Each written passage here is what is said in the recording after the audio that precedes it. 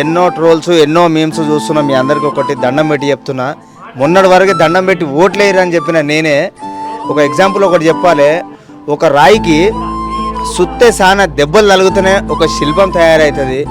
మనోడు ఏ బ్యాక్గ్రౌండ్ లేకుండా ఏం లేకుండా ఒక కామన్ మ్యాన్గా పోయి ఒక కప్పు తీసుకొని బయటికి వచ్చిన తరుణంలో ఎన్నో దెబ్బలు ఎన్నో ఒడిదుడుకులు జరుగుతున్నాయి. కాకపోతే మనోడు కొంచెము భయపడుతుండు, కొంచెం డల్గా ఉండు.